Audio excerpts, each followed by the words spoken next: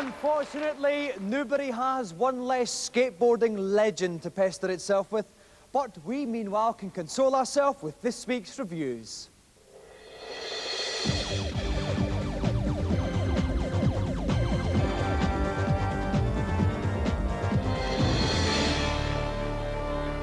This week, a bit of ancestral bonding occurs when we look at Evolution Games.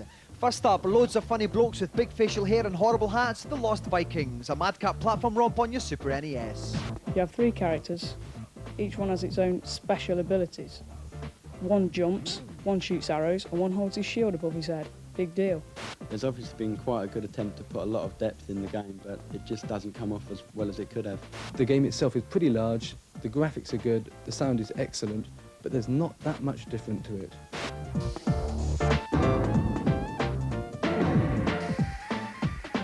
Evolve your band of little wee men faster than the other bands of little wee men in Mega-Lo-Mania, the Mega Drive version of the Amiga Classic. There's a hell of a lot of depth to it, and there's some really great graphics in there. The more experience you get at the game, the more intelligent your people get.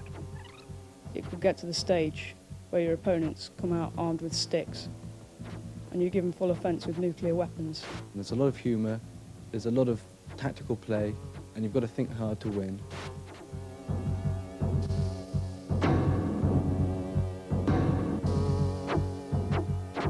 Finally, come to the aid of the kidnapped cave babes in Joe and Mac. This platform game is the largest ever on the Game Boy. The characters blend in with the backgrounds too much. You can't see what you're doing sometimes. The gameplay is not bad. It's a fairly average platform game. The game is tough, but it's frustrating. It's not something you're going to enjoy playing, and Mario Land 2 is a better bet.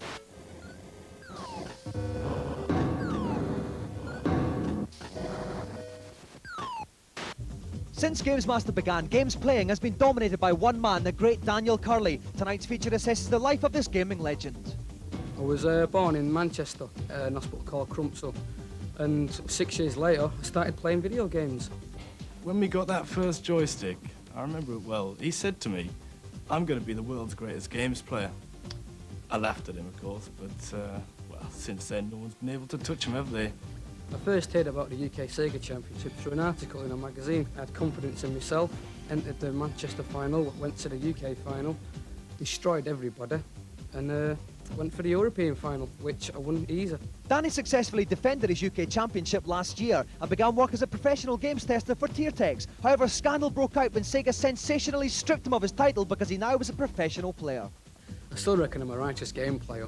Could take on Razor Abdalal at any time, who's currently the European Sega champion.